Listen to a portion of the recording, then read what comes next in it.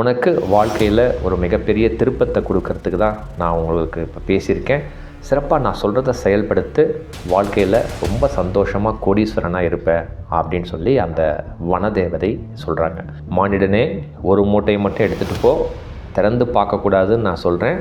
But நீ திறந்தும் பார்த்துட்ட, 2 மூட்டையும் எடுத்துகிட்டு போகிற, இது நல்லதுக்கல்ல அப்படின்னு சொல்லிட்டு போயிடுச்சு. இல்லை இவ்வளோ தங்கம் துவரம் பருப்பை பார்த்துட்டு நான் விட்டுட்டு போகிறது சரியில்லை, நான் 2 மூட்டையுமே எடுத்துகிட்டு போகிறேன் அப்படின்னு சொன்னவொடனே மறுபடியும் அந்த வனதேவதை சொல்லுது, வேண்டாம், அட்லீஸ்ட் ஒரு அரை மூட்டையாவது வச்சுட்டு போ, நான் ஒரு காரணமாக தான் சொல்லுவேன்.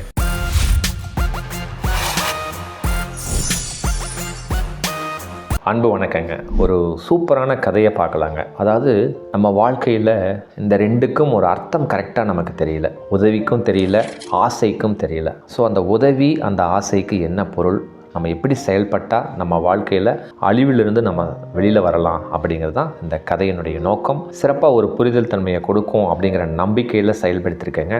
சிறப்பாக கதைக்குள்ளே போகலாங்க.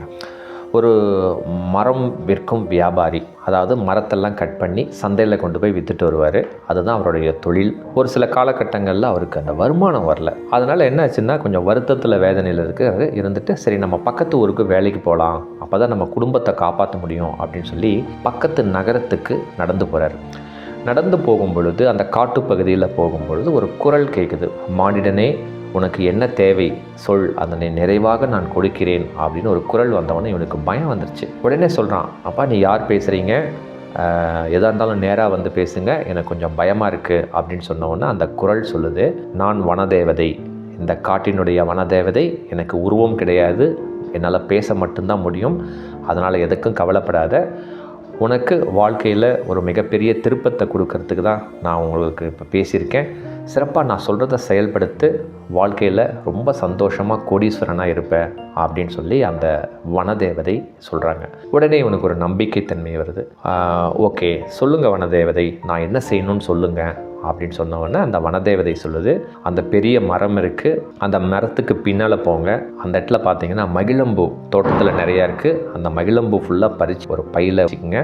நீங்கள் வீட்டுக்கு போகும் பொழுது ஒரு மூதாட்டி வருவாங்க, அவங்களுக்கு அதை கொடுத்துருங்க, அது ஒரு மிகப்பெரிய உதவியாக இருக்கும், சிறப்பாக செயல்படுத்திடுங்க அப்படின்னு சொல்லி அந்த வனதேவதை சொல்லுது. சொன்ன உடனே வனதேவதையே, சரி ஓகே, நான் நீங்கள் சொல்கிற மாதிரி நான் அந்த மகிழம்பூ எல்லாத்தையும் பிச்சுட்டு நான் அந்த பாட்டிக்கு நான் கொடுத்துட்றேன், எனக்கு ஏதாவது வழி சொல்லுங்கள் அப்படின்னு சொன்ன உடனே பொறுமையாரு அப்படின்னு சொல்லிட்டு அந்த பூவெல்லாம் பறிச்சுட்டு அந்த மரத்துக்கு பக்கத்துலேயே ஒரு குழி தோண்டு, ஒரு 3 அடி ஆழத்தில் உனக்கு 2 மூட்டைகள் கிடைக்கும், தயவு செய்து அந்த மூட்டையை ஓப்பன் பண்ணாத, ஒரு மூட்டை அங்கேயே வச்சுருங்க, ஒரு மூட்டையை மட்டும் வீட்டுக்கு எடுத்துகிட்டு போயிட்டு ஓப்பன் பண்ணு, உன் வாழ்க்கை ரொம்ப பிரகாசமாக இருக்கும், நீ மிகப்பெரிய கோடீஸ்வரன் ஆயிடலாம், சிறப்பாக செயல்படுத்து அப்படின்னு சொல்லிட்டு அந்த வனதேவதை மறைஞ்சிருச்சு. இவனுக்கு ஒன்றுமே புரியல, என்னடா இதை செய்யலாமா வேளாமா, இல்லை நம்ம நகரத்துக்கு வேலைக்கு போகலாமா, இன்றைக்கி நம்ம காசே இல்லையே அப்படின்னு சொல்லி யோசனை பண்ணிகிட்டு இருக்கும் பொழுது அந்த மரத்துக்கு பின்னால் போய் பார்க்குறான், அங்கே நிறைய மகிழம்பூ இருக்குது. சரி ஏதோ சொல்லியிருக்காங்க, நம்ம செஞ்சு பார்க்கலாம் அப்படின்னு சொல்லிட்டு அந்த மகிழம்பூவை ஒரு கூடை நிறையா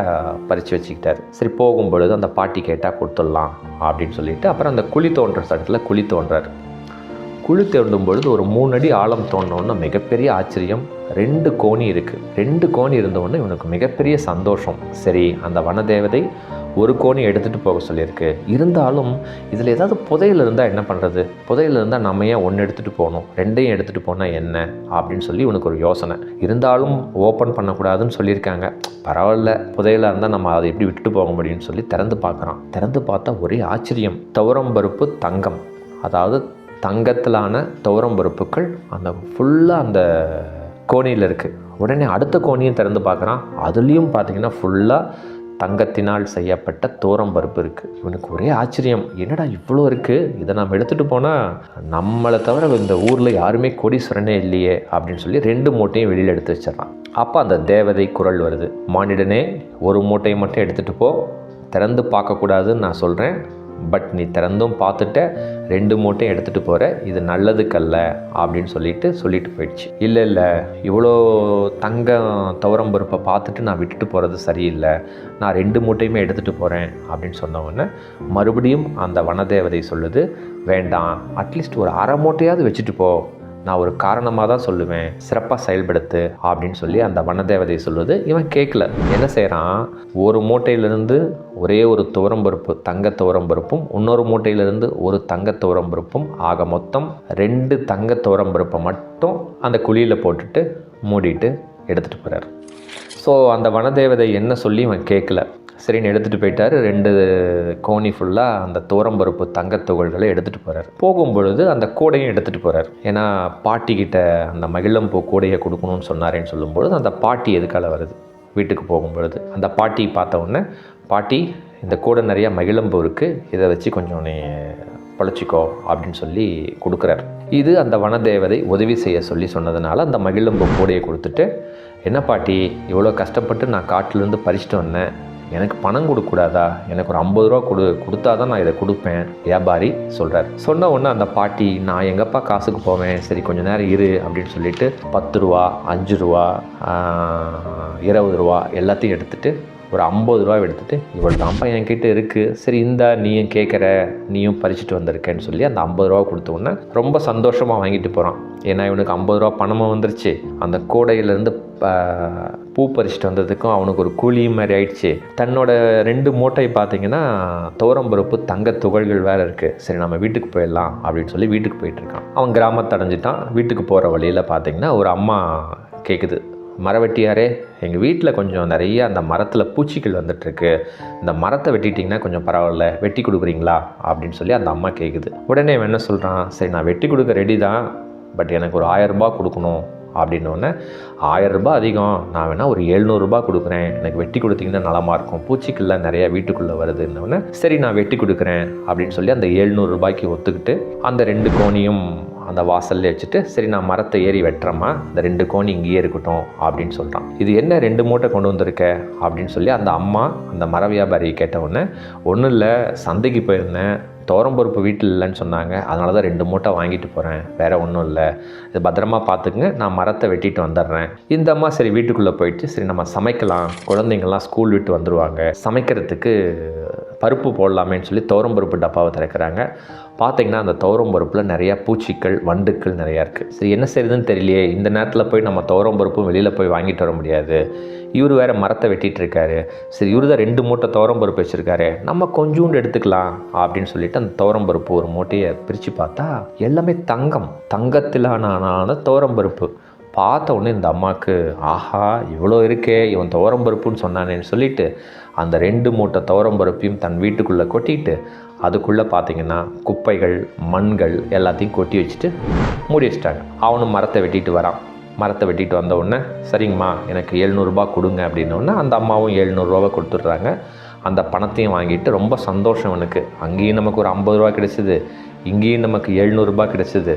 அது இல்லாமல் இப்போது 2 கோணி துவரம்பருப்பு தங்க மூட்டைகள் நம்மக்கிட்ட இருக்குது அப்படின்னு சொல்லிட்டு அந்த 2 மூட்டையை தூக்கிட்டு வீட்டுக்கு போகிறான். வீட்டுக்கு போனவுடனே வீட்டில் போய் வச்சுட்டு அந்த 500 ரூபா அந்த 550 ரூபா வீட்டில் கொடுத்துட்டு அந்த மூட்டையை திறந்து பார்க்குறான். எல்லாம் குப்பைகளாக இருக்குது. ரொம்ப ஆச்சரியம், என்னடா இவ்வளோ குப்பைகளாக இருக்குது, நம்ம இந்த மாதிரி எதிர்பார்க்கலையே, நம்ம அங்கே எடுக்கும்போது கூட பார்த்தோமே தங்க துகள்கள் தானே இருந்தது, துவரம்பருப்பு தங்கத்திலானது தானே இருக்குது, இந்த மாதிரி இருக்கே அப்படின்னு சொல்லிட்டு ரொம்ப கஷ்டப்படுறான். சரி இதை நம்ம அந்த அம்மாட்ட போய் கேட்கலாமா, இல்லை அந்த அம்மா தான் எடுத்துருக்குமா, எப்படி போய் கேட்குறது, கேட்டால் நம்ப மாட்டாங்களே, இந்த மாதிரி வனதேவதை கொடுத்ததுனால யாரும் நம்ப மாட்டாங்க, இது என்ன செய்கிறதுனே தெரியலையே அப்படின்னு சொல்லி பயங்கர குழப்பத்தில் இருந்தான். சரின்ட்டு அடுத்த நாள் காலையில் அந்த காட்டுக்கு போகிறான். வனதேவதையே நீ இந்த மாதிரி எனக்கு துரோகம் பண்ணிட்டியே அப்படின்னு சொல்லி சத்தம் போடுறான். உடனே அந்த வனதேவனை அந்த குரல் வருது, என்ன சொல்லுப்பா அப்படின்னோடனே, இல்லை நீ மூட்டை கொடுத்த அந்த மூட்டை காணாமல் போயிடுச்சு, என்ன செய்யுதுன்னே தெரில, நான் இப்போ மறுபடியும் பிச்சைக்காரன் அந்த நிலைமைக்கே வந்துட்டேன்,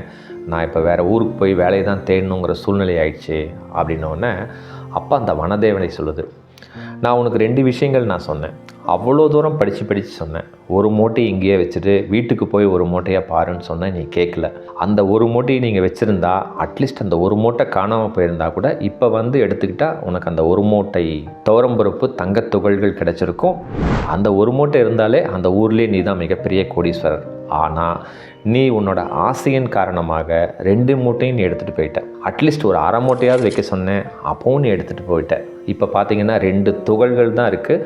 அந்த 2 துவரம்பருப்பு துகள்களை மட்டும் நீ எடுத்துக்கோ, அவ்வளோதான் உனக்கு இந்த இறைவன் கொடுத்துருக்காரு, எடுத்துக்கோ அப்படின்னோன்னா ரொம்ப கஷ்டப்பட்டான். ஏன்னா 2 மூட்டை துவரம்பருப்பு தங்கத்துக்கும் 2 துவரம்பருப்பு தங்கத்துக்கும் எவ்வளோ வித்தியாசம் இருக்குது. சரி, வேறு வழி இல்லைன்னு அந்த 2 எடுக்கும் பொழுது அப்போ அந்த வனதேவதை சொல்கிறாங்க, மர வியாபாரி, நீங்கள் எப்போ உங்களுக்கு ஆசை அதிகமாச்சோ, நான் சொன்னது நீங்கள் செய்யலையோ, அப்போவே நீங்கள் பேராசை அதிகமானதுனால நீங்கள் நினச்ச மாதிரி அந்த தங்கம், அந்த துவரம்பருப்பு தங்கம் அந்த 2 மூட்டையும் உங்ககிட்ட இல்லை. அட்லீஸ்ட் ஒரு மூட்டை மட்டும் எடுத்துகிட்டு போயிருந்தா கூட இப்போ நீங்கள் 2வது மூட்டையும் எடுத்துருக்கலாம். அதுவும் இப்போ இல்லை. இப்போ 2 துகள்கள் தான் இருக்குது, வேறு ஒன்றுமே செய்ய முடியாது, என்னால் ஒரு தடவை தான் சக்தியை கொடுக்க முடியும் அப்படின்னு சொல்லி அந்த தேவதை சொல்லுது.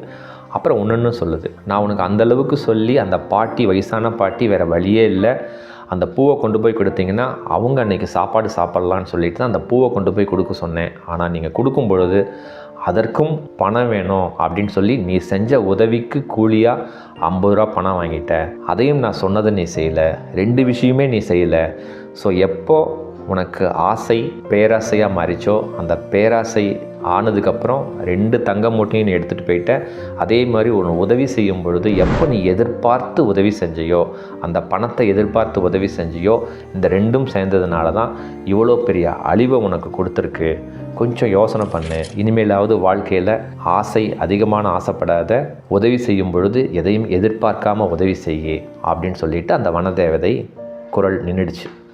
இவனுக்கு அப்போ தான் புரியுது, ஸோ வாழ்க்கையில் ஆசைங்கிறது பேராசையாக இருக்கக்கூடாது.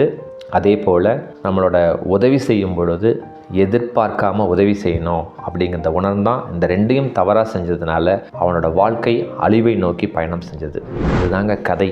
இந்த கதையிலிருந்து கொஞ்சம் நம்ம வாழ்க்கைக்கு பொறுத்து பாருங்கள். அதாவது ஆசைப்படணுங்க. இந்த கதையிலேருந்து நம்ம என்ன தெரிஞ்சுக்கிறோன்னா, ஆசைப்படணும், தப்பு இல்லை. ஆனால் அந்த ஆசை தேவையின் அடிப்படையில் இருக்கணும். ஓகேங்களா? அவ்வளோ தூரம் அந்த வனதேவதை சொல்லுது, ஒரு மூட்டை வச்சுட்டு போ, ஒரு மூட்டையை மட்டும் எடுத்துகிட்டு போன்னு சொல்லுது.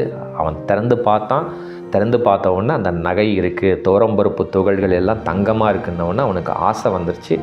அந்த ஆசை பேராசையாக ஆனதுனால தான் 2 மூட்டையும் எடுத்துகிட்டு போனான். அந்த பேராசை அதிகமானதுனால தான் 2 துவரம்பருப்பு துகள்களை மட்டும் அங்கே வச்சுட்டு போனான். ஓகேங்களா?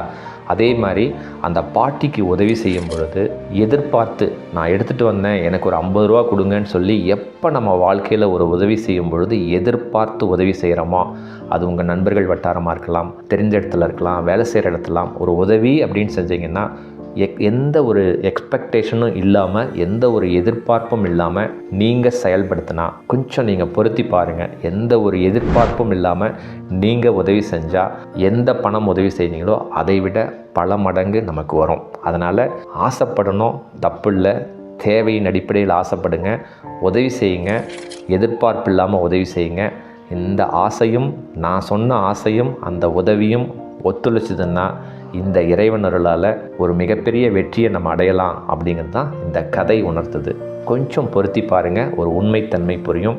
இந்த கதை உங்கள் வாழ்க்கையில் ஒரு மிகப்பெரிய மாற்றத்தை ஏற்படுத்தியிருக்கும்னு நான் நம்புகிறேங்க. இந்த கதை உங்களுக்கு பிடிச்சிருக்கும். கட்டாயம் உங்கள் நண்பர்களுக்கு, உறவினர்களுக்கு சிறப்பாக ஷேர் பண்ணுங்கள். அடுத்த காணொளியில் இன்னும் ஒரு அற்புதமான கதையோட நிறைவாக நான் சந்திக்கிறேங்க. மிக்க நன்றி, மகிழ்ச்சி.